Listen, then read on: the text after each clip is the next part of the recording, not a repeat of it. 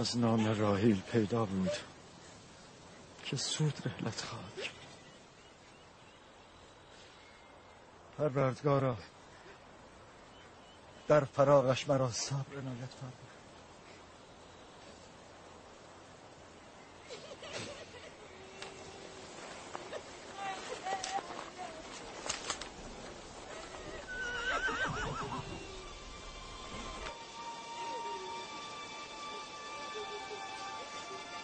پدر جان، کنانیان آمده. شفا بده.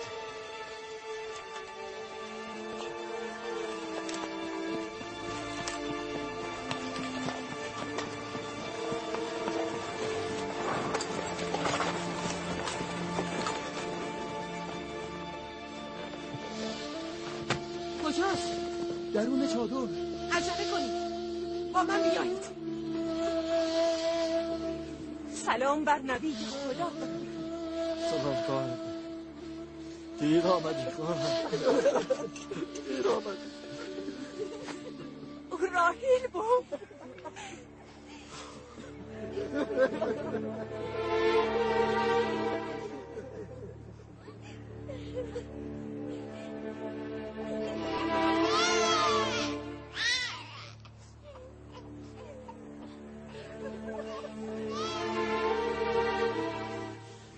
اندوه و انبیا دو آشنای دیرینم.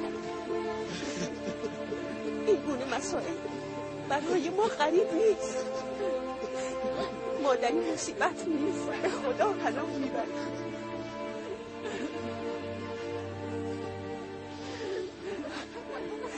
تو باید بیا باشی خواهر راحیل که تو تسلیت میگیرم.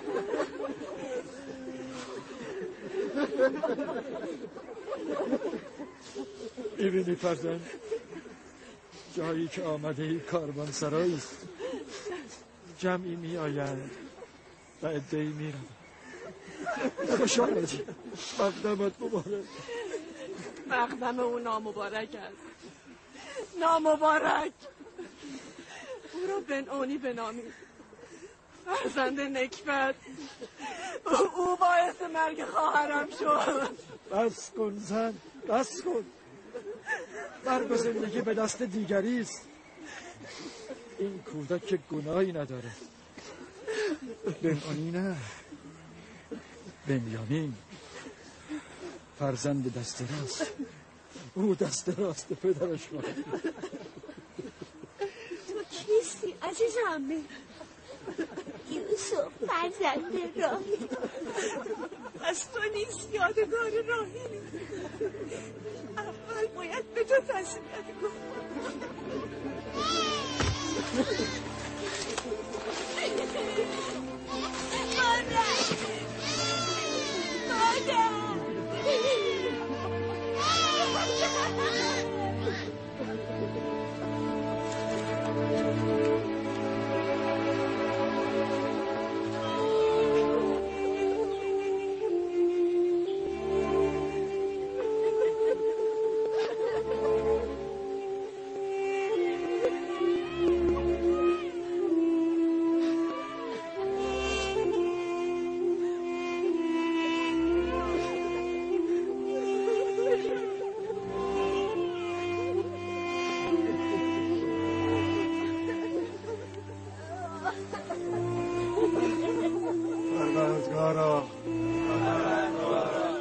روح راحیل را قرین رحمت بفرما.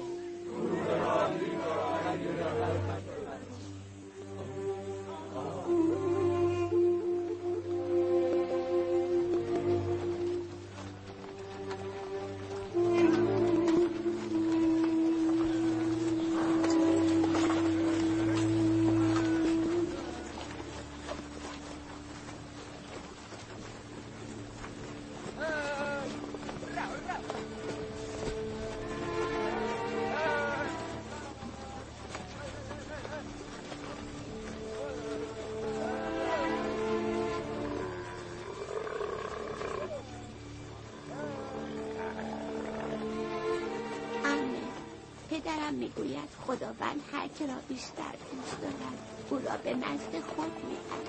عزیز عمه، تو میدانی مادرت نزد خداوند است؟ میدانم خداوند او را به بهشت برده، ولی من دوری او را نمیتوانم تحمل کنم. از خداوند میخواهم به ازای این مصیبت به تو و پدرت صبر و بردباری بدهد. عمه فائقه، بهشت بهتر از اینجا؟ آره عزیزم، بهتر است. تو خیلی بیشتر از سنین کوتاه عمرت میفهمی عزیزی برادر. خداوند تو را حفظ کند. بیشتر از سنین کوتاه عمرت میفهمی. من در چهره زیبا و معصوم این کودک و در کلماتی که بر زبان می‌راند نشانه بزرگی می‌بینم. او بیش از همسالان خود می‌فهمد. این باور کردنی نیست.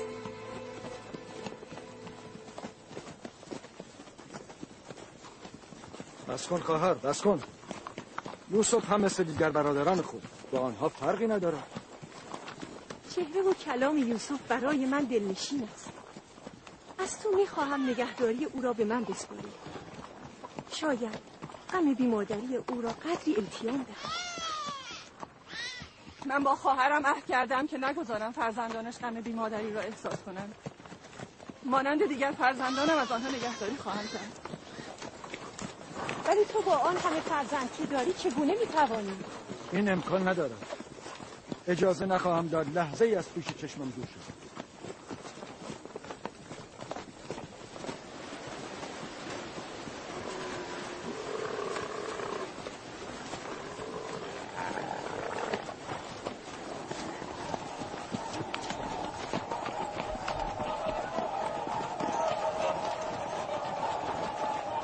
بالاخره رسیدیم. شهری که تا آخر عمر باید در آن زندگی کنم.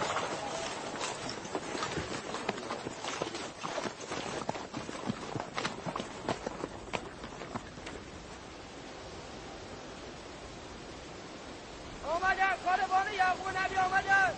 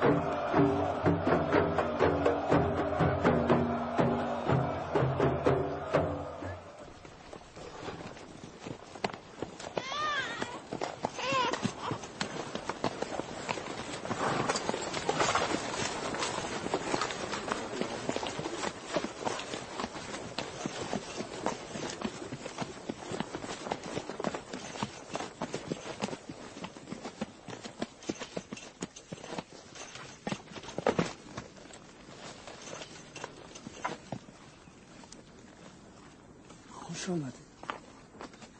مقدم نبی خدا رو گرامی می‌داریم. ما را در غم خود شریک بدن. بعد از مصیبتی که بر شما وارد آمده نداشتیم. خداوند به شما سخت عنایت کنید. مرگ و زندگی به دست خداوند هست. ما هم تسلیم رضای او هستیم.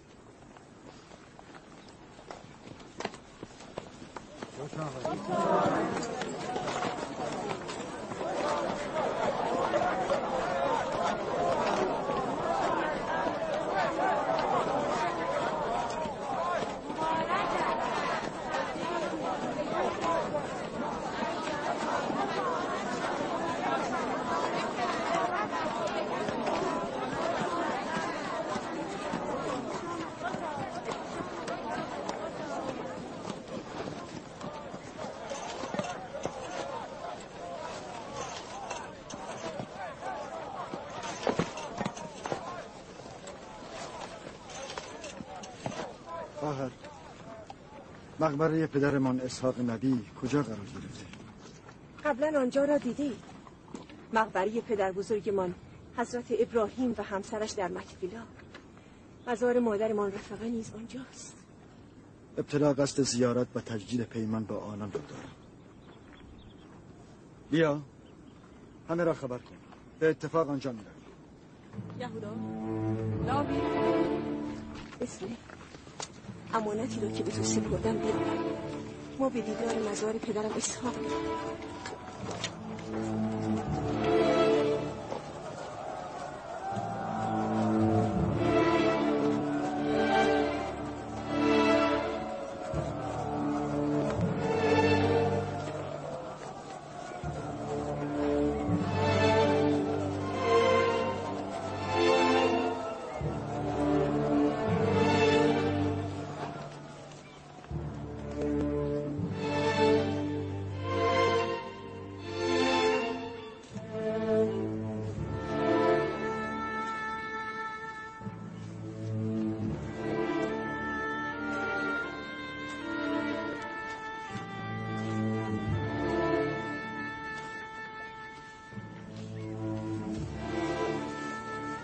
درود خداوند بر ابراهیم پیامبر.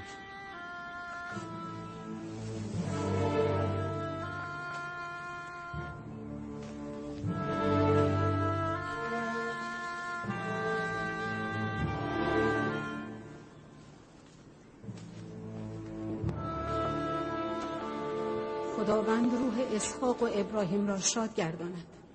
مردم کنعان هدایت و ایمان خود را مدیون ایشان هستند.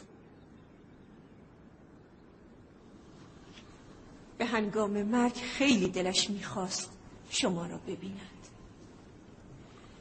او شما را پیامبر بعد از خود خواند و وصیت کرد زعامت عبرانیان را به عهده بگیرید. از روح بلند او مدد میگیرم و از خداوند میخواهم که در انجام این رسالت سنگین مرا یاری کند.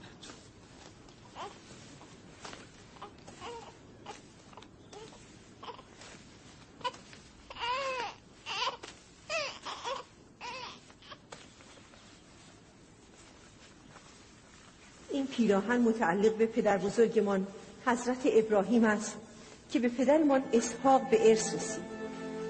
اینک شما وارثان هستید. در نبود شما من که بزرگترین فرزند پدرمان بودم از آن مراقبت کردم. اینک ادای امانت نموده آن را به شما می سپارم. طبق وصیت پدرم این پیراهن به انبیای بعد از شما خواهد رسید. شاید بتوان آن را جبه رسالت نامید.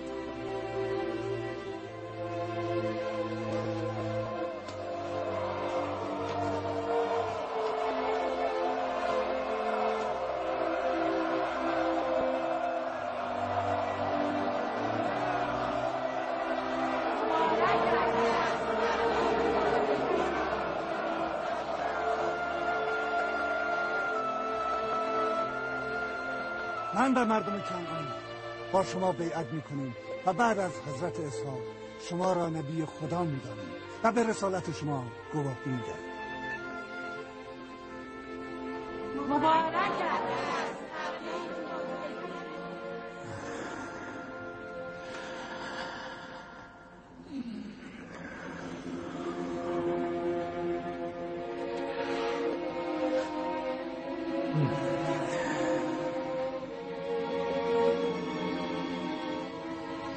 فکر میکنین پیراهن بعد از پدر به چه کسی خواهد رسید؟ خب معلوم است. هر کس که از همه قوی تر باشه. اشتباه میکنی. آن کس که ایمانش از همه قوی تر باشد.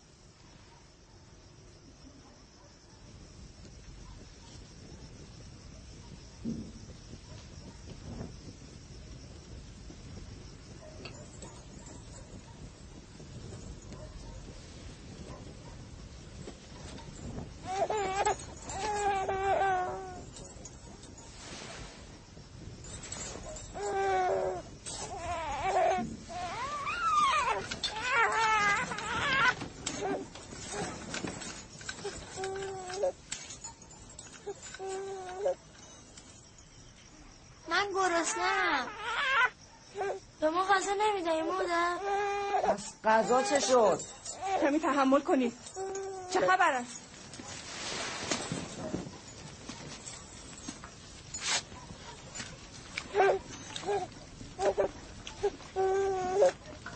بگیر.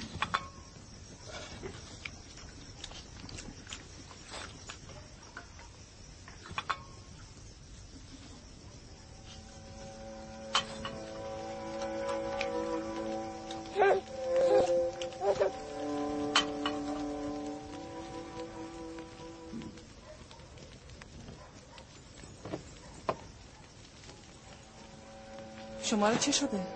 چرا نمیخورید؟ این کم است. چرا به یوسف بیشتر دادی؟ ساکت باش، غذایت را بخور. بس کن لیا، چه میکنی؟ بر خود مسلط باش. بنیامین را من نگه میدارم، تو به بچه هایت غذا بده. نگهداری از این همه فرزند مشکل است. لیا حق دارد. بر 7 پسر و دختر خودش فرزندان راحیل هم اضافه شدند. من تقاضای خود را بار دیگر تکرار میکنم. همیشه در آرزوی داشتن فرزند بودم، اما این آرزو تحقق نیافته. چیزی از عمرم باقی نمانده است. درخواست مرا اجابت کنید. یتیم راحیل را به من بسپارید. مطمئن باشید که او را همچون چشمانم نگه خواهم داشت. میبینید که لیا هم سخت به زحمت افتاده است. شما ناچارید برای یوسف و برادرش فکر چاره‌ای کنید. دوریش را چگونه تحمل کنم؟ اگر به راه دورش بردم تحمل نکنید. اگر او را هر روز به دیدار شما نیاوردم بازش ستانید. اگر از محبت دریغ کردم بر من نبخشوید. بگذارید این سالهای پایانی عمرم را با محبت به یوسف سپری کنم.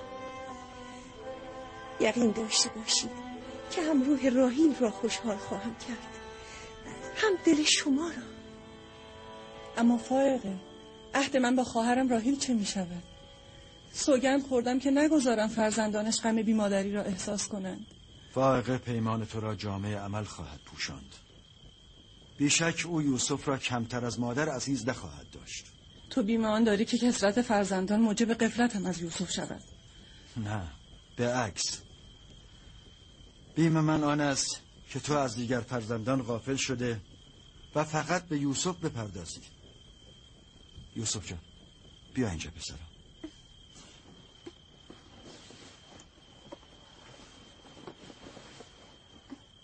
بگو ببینم پسر، آیا بودن با عمه فائقه را دوست داری؟ آری پدر، عمه فائقه مادر خوبی است. نه به خوبی مادرت عزیزم، اما سعی خواهم کرد بوی خوی او را از من استشمام کنی. سپاسگزارم برادر. با تو عهد میکنم که چون جان عزیزش بدارم و چون قلب در سینه جایش دهم. پیش از آن که پشیمان شوم او را از اینجا ببر. یعنی ما دیگر یوسف را نخواهیم دید؟ این را که گفته؟ نه عمه جان، هر روز اینجا با شما بازی خواهد کرد. پس ما میتوانیم با یوسف باز کنیم عمه؟ البته که میتوانیم. غذایتان رو نخوردید. مواظب باشید.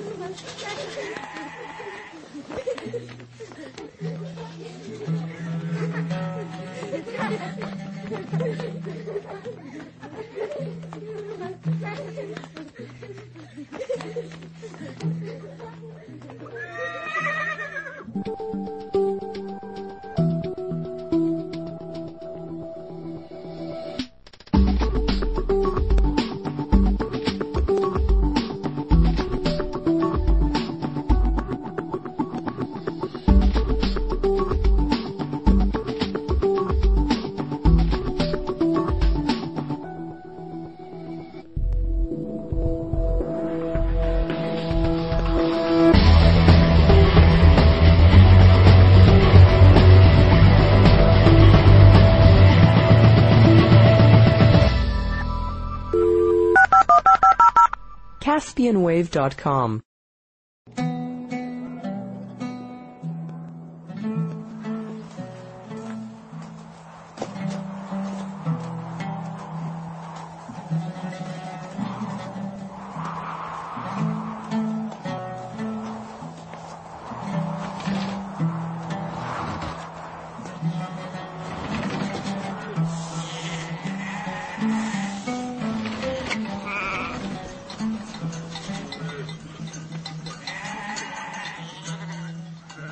از این پس مسئولیت گوسفندان با شماست.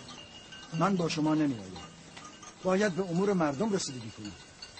علت آمدن ما به کنعان همین بود. مراقب باشید گوسفندان را خطری تهدید نکنید.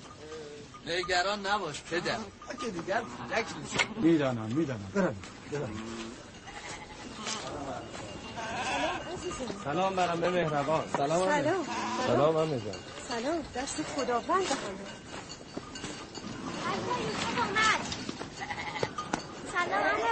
سلام عزیزم. مواظب یوسف باشید. چشم.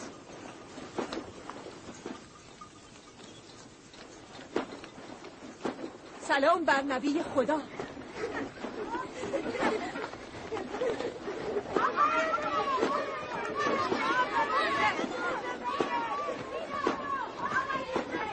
چه کسی گفته بی مادری بد دردیست؟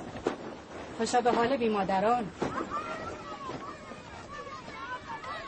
اگر بی مادری خوب است شما چرا نمی‌میرید؟ شاید پس از مرگتان به بچه‌هایتان توجه بیشتری شود. من قصد بدی نداشتم. خواستم بگویم شما از یوسف خوب مواظبت کرده اید و برای او مادر مهربانی هستید. لازم به توضیح نیست. تفسیر کلام شما را خوب میفهمم. شما را چه شده؟ یعنی محبتی ناچیز در حق کودکی بی مادر را نمیتوانید تحمل کنید؟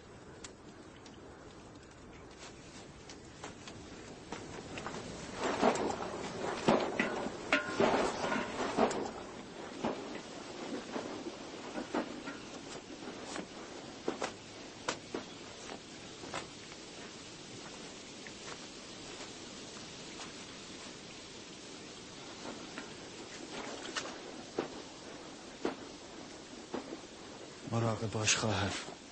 محبت‌های بیش از حد شما به یوسف در انظار و آراستن و پیراستن او زمینه حسادت برادرانش را فراهم نکند. علت سپردن یوسف به شما محبت بیش از حد لیا به او بود. او ناخواسته بین یوسف و برادرانش ایجاد اختلاف می‌کرد. آنان که زمینه حسادت را در فرزندان تو ایجاد می‌کنند بلهه و زلفا هستند، نه لیا.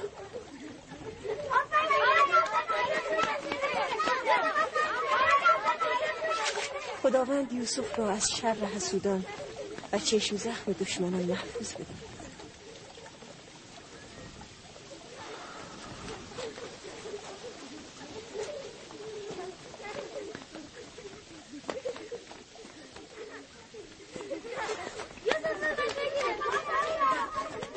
نمیدانم چرا نگران او هستم. دلیلی برای نگرانی نیست. اگر اجازه دهی او را ببرم. میدانم که یوسف گرسنه است. یوسف؟ بله. بیا عمه.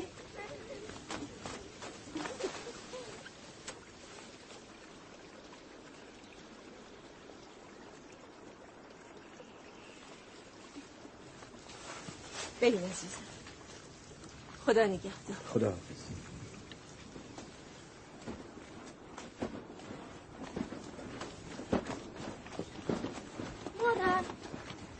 لباسای زیبای یوسف رو دیدی؟ همه فاقه برای او دوخته است. برای ما هم از اون لباسا درست میکنیم. من فکر میکنم پدر دلیل دیگری داشت که مامان نیامد. مثلا چه دلیلی؟ یوسف. او دوست دارد به یوسف بماند. من اینطور فکر نمیکنم. او پیامبر است. باید در بین مردم باشد و به امور آنان رسیدگی کند. لباسهای یوسف را دیدی؟ دیدم. خیلی زیبا شده بود. خوش به حالش.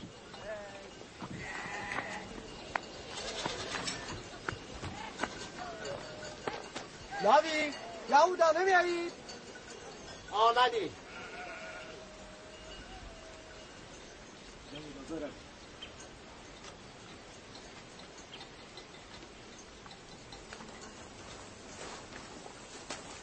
سلام وضعیت که خیلی مرتب شده بود. ظاهرا مرگ راهیل حداقل برای یوسف بد نشد. ظاهر است و برادر میماند، اما کلام است نه.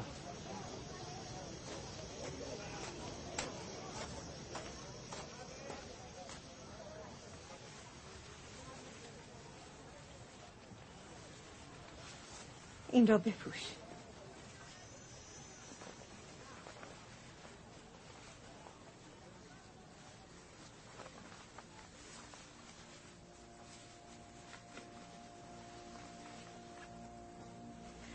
همینجا بمان.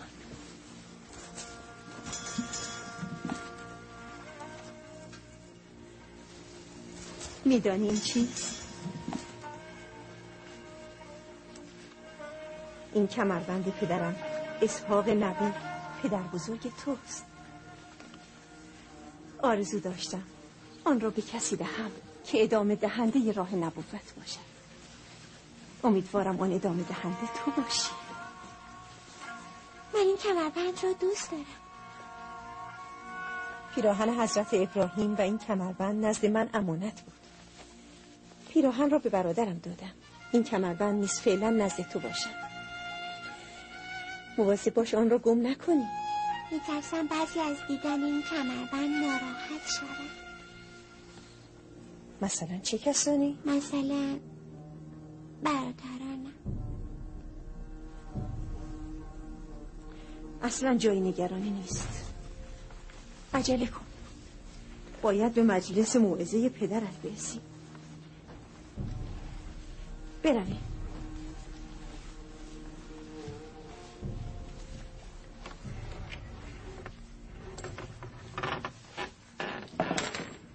حسادت یعنی آرزوی نابودی نعمت و مکنتی که خداوند به بنده عنایت کرده.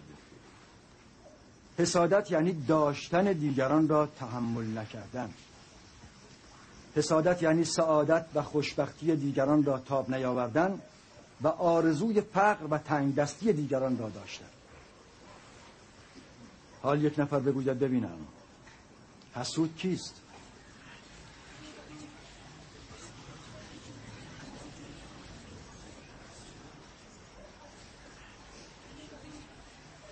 آن کمربند که یوسف بسته متعلق به اسحاق نبی است. چرا فایقان را به یوسف داده؟ گمان میکنم اینها باید به پیامبر بعد سپرده میشد. یعنی حسود دلش نمیخواهد که مردم چیزی داشته باشن؟ آفرین پسرم. حسود همان است که تو گفتی. حسود همیشه از داشتن دیگران رنج میبرد و خشمگین است. میبینی؟ چه داشته های معنوی و چه خودنمای شیرین زبانی و چه داشته های مادی و مکنت های دنیایی. راه ترک حسادت چیست؟ چه کسی میتواند پاسخ بدهد؟ امیدوارم که یوسف پاسخ را ندهد. یوسف کوچک من چیزی به خاطرش نمیرسد؟ پدر، آیا حسود میداند که این دنیا روزی برای او تمام می شود؟ آفرین پسرم، آفرین. پاسخ همین است که تو گفتی. حسود باید بداند که دنیا به کسی وفا نمی کند.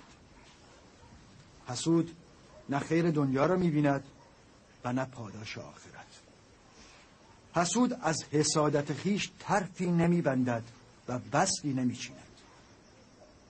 نه حسود و نه محسود هیچ یک در این دنیا ماندگار نیستند.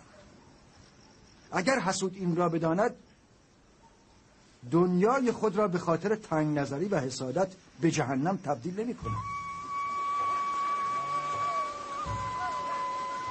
محبت در حق یک کودک بی مادر طبیعی است.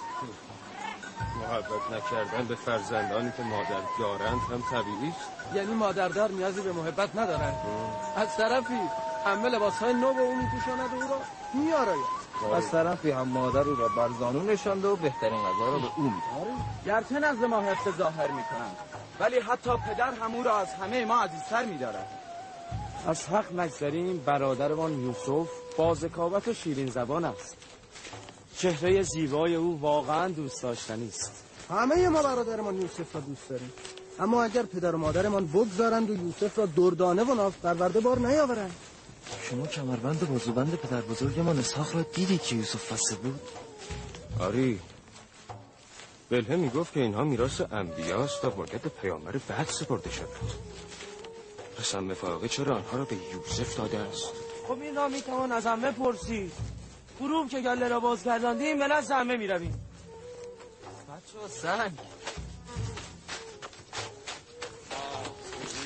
یک بار دیگر امتحان کنیم. همه شما شکست. دوباره این یهودا شروع کرد. هر کسی که برنده شود جانشین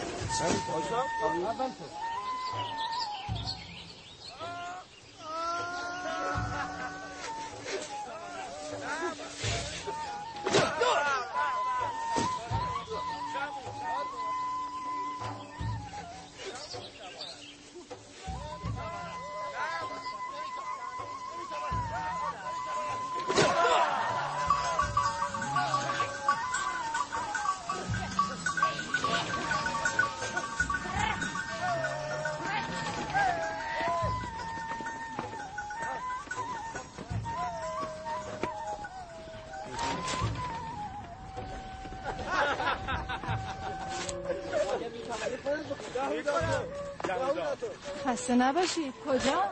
سلام زلفا. گله را به آقل بردیم، نزد عمه فائقه میرویم. با او کاری داریم، یعنی میخواییم از او چیزی بپرسیم. ما هم از عمه سوالهایی داشتیم و اکنون از آنجا میاییم. من صلاح نمیدارم که شما سرزده به خانه عمه بروید. پدرتان نزد عمه فائقه است. او به دیدار یوسف آمده. شاید مشاهده این دیدار خوشایند شما نباشد.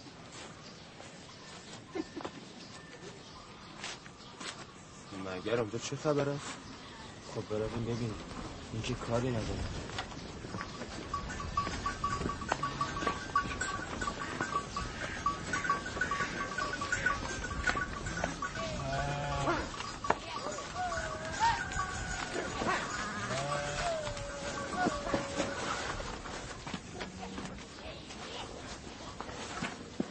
دیدید پدر یوسف را بیش از ما دوست می‌دارد. بیهوده سخن نگو. ما هم کودک بودیم بر زانوی پدر می نشستیم و بر ما محبت می کرد. بلهه و زلفا برای همین میگفتن سرزده نزد عمه فائقه نروید. من که می روم. حرف بی خود می زنم.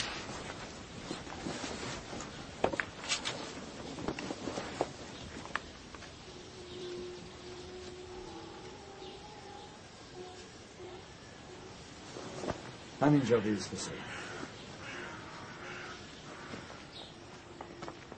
سلام پدر. سلام پدر. سلام عزیزانم. سلام بر مردان خاندان یعقوب. خسته نباشید عزیزانم. شما کی بازگشتید؟ همینک گوسفندان را به آقل بردیم و آمدیم که آمدید که چه؟ آمدیم که با عمه سخن بگوییم. خب بگویید. میشنوم. عمه این کمربند متعلق پدر بزرگ اسحاق نبی است؟ بله همینطور است. اما برای یوسف حکم بازیچه را دارد. حقیقت این که گفتم یوسف با آن سرگرم شود تا غم بیمادری را فراموش کند. ولی بلهه میگفت این کمربند میراث پیامبر گذشته است و باید به پیامبر بعد برسد. پیامبر بعد از اسحاق نبی من هستم. این کمربند برای من میراث پدر و برای یوسف وسیله بازی و سرگرمی است. بلهه و زلفا تا وقتی راحیل زنده بود به او حسادت میکردن. حالا که دیگر او نیست به فرزندانش حسادت میکند. خیلی به صحبتهای آنها توجه نکنید.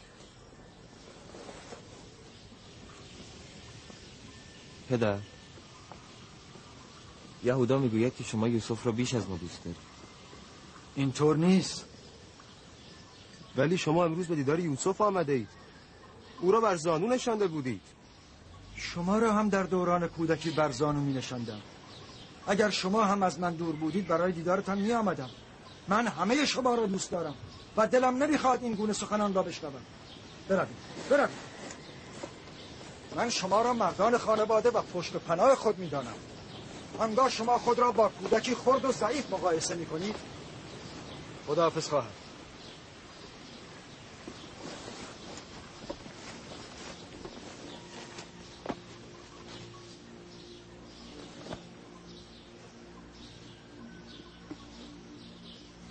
عمه فائقه، به پدرم بگویید که به من محبت نکن. چرا؟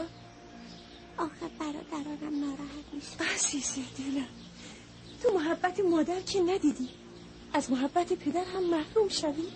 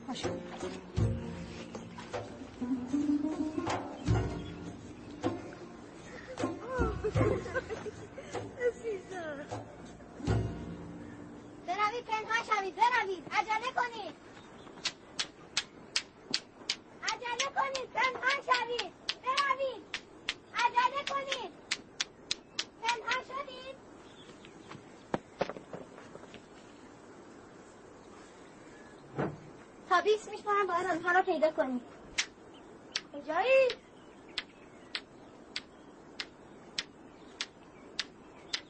کجایی؟ پیدا کردم. تو باید چشم بده.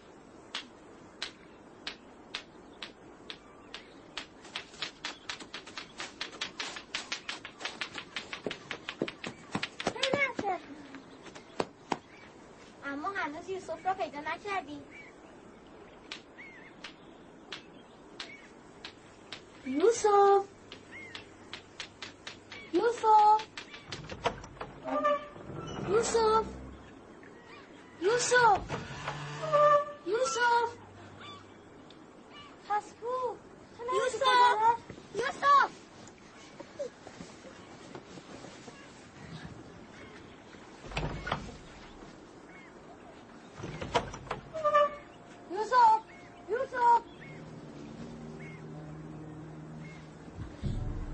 یوسف بازی تمام شد، بیرون بیا.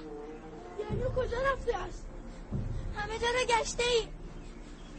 نزد عمه فائقه رو بسته نرفته است؟ پشت بام، همه پشت بام میروم. یوسف بسم یوسف را ندیدی؟ چه شده؟ چه اتفاقی افتاده؟ یوسف گم شده. اینجا که نیامده. چه شده؟ عمه فائقه یوسف گم شده؟ کجا رفتید که گم شد؟ مگر با یکدیگر بازی نمی کردی؟ او پنهان شد. دیگر او را نمیابید. همه جا را گشته اید؟ آری همه جا را. او امانت برادرم است. بیایید ببینم کجا بازی می کردید که گم شد.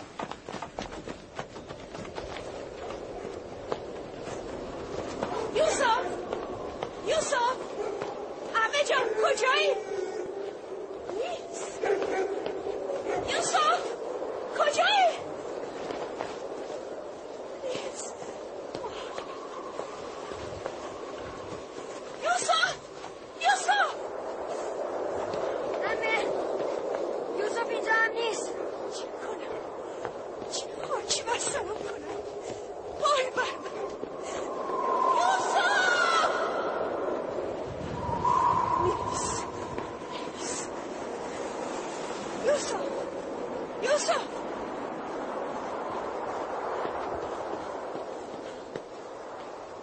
یوسف